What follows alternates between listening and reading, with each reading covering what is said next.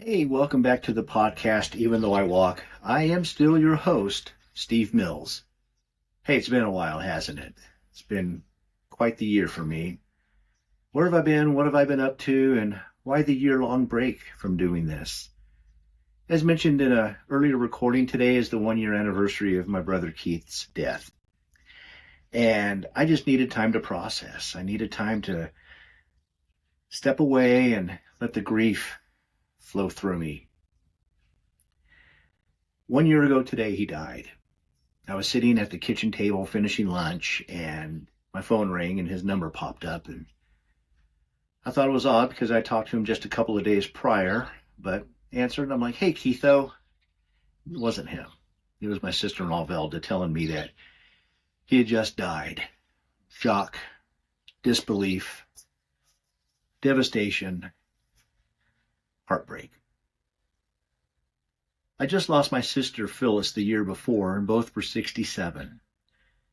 Well, they were 11. Phyllis was 11 years older than me, and Keith was 10. We were close. We talked quite a bit, almost every week. Whenever I was together with Keith, it took no effort to be with him, and Phyllis the same. We laughed, we loved, we cried. So I took a year break from the podcast to let things kind of process, and here I am. I'm coming back. But what have I been up to? What have I done in this last year? A lot has happened.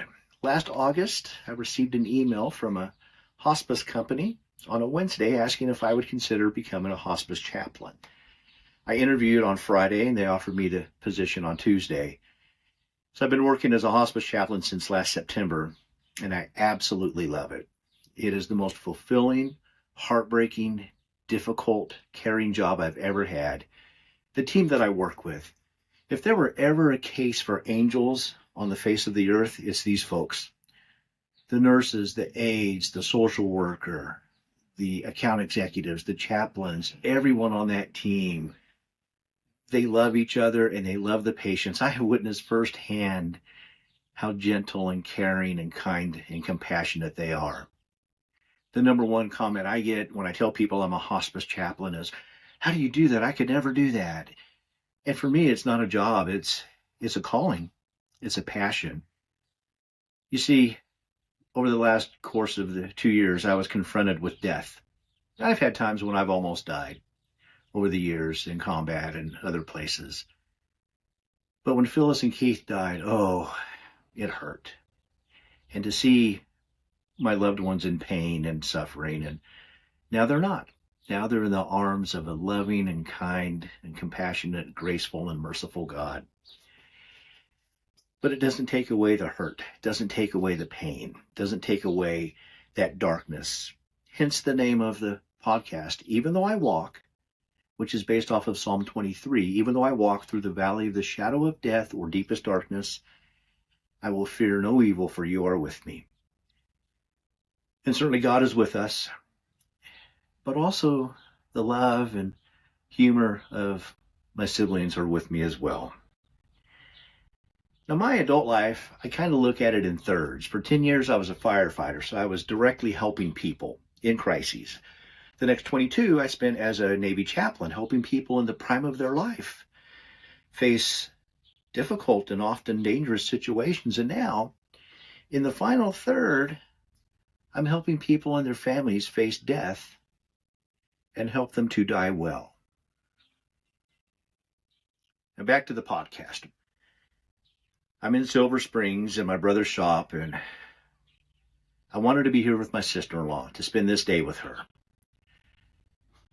Keith and I were close, 10 years apart, but close, and we talked at least once a week. He was an interesting guy, and his motto in life was, I'll just build that. And often he did. He built a camper for his truck. He built a 50 caliber water cannon for his grandkids, and he built a Santa Maria style grill as a retirement gift for me, which I cooked some steaks on it last weekend, and probably next weekend we'll cook something else. Keith and I had that relationship where it took no effort to be around him.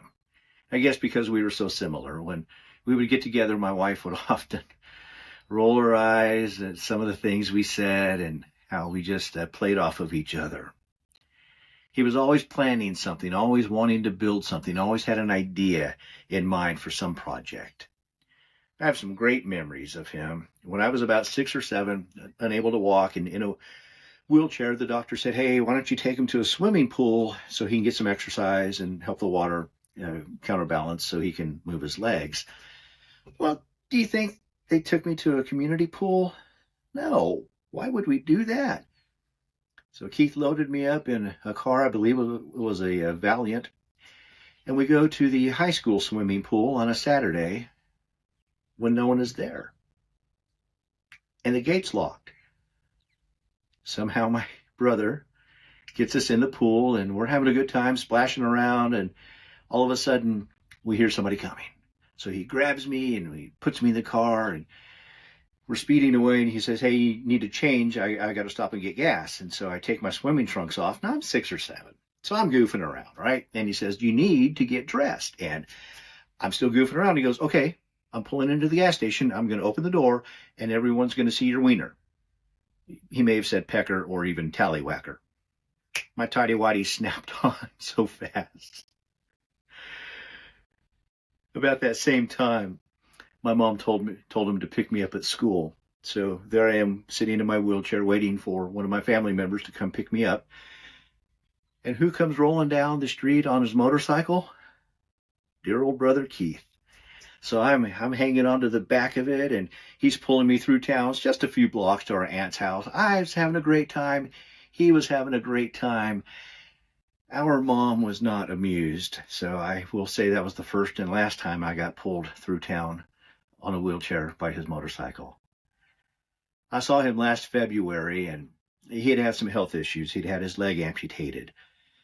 And as he sat in his wheelchair, I looked at him and I said, "You remember that time you pulled me through town on a wheelchair?" He got a big smile on his face, and I said, "It's about to be payback time, big brother." Fortunately, his wife Velda has much more common sense than he and I put together, and she put the kibosh to that. But we had a good time just imagining what that would be like. He also had a dog named Buddy. And Buddy was a great dog. Buddy was a squirrel chaser. Buddy was just a phenomenal animal. But my brother, knowing who he is, he didn't tell Buddy, "Leave, go." He would tell Buddy when he wanted him to leave, "Get on out of here." And Buddy would run away. So one morning it was cool and crisp, and we were sitting on his front porch drinking coffee, and Buddy comes up to him and he goes, "Get on out of here." And I whistle, and Buddy comes running right back to him. This goes on about 4 or 5 times, and the last time he looks at me and he says, "One more time." And that was it. There was no more calling Buddy back. When I was 16, my mom died from colon cancer. The summer in between my junior and senior year, I spent the summer with him in Washington State working for him. And it was the best summer of my life. He taught me a lot about construction, but also more about growing up, about working hard, about having a good time. I still look back to that time, and that was just an amazing moment for me. Last year, I had some old fence panels and decided to build a fort in honor of him. I named it Fort Keith, and I have all the names of the grandkids, which, big announcement, I need to add one more name to the fort. You'll see that here in a few weeks. And every morning when I get my coffee, I raise the blinds, and I've got Fort Keith over in one part of the yard, and I have Phyllis flowers. I have a little garden, and I grew some sunflowers in honor of my sister Phyllis. And I raise my cup of coffee to them each morning. Some great memories. I remember sitting with him on his porch or in his shop, just drinking coffee, talking about our plans to build something. He always had something going on, whether he was going to refurbish a camper or build a plywood walkway from his house to his shop so he could wheel himself out here to just sit in his shop. Where I'm standing right now is kind of a replica of the gas station that our dad owned when we were kids. Just good memories. I hope my memories of him never fade.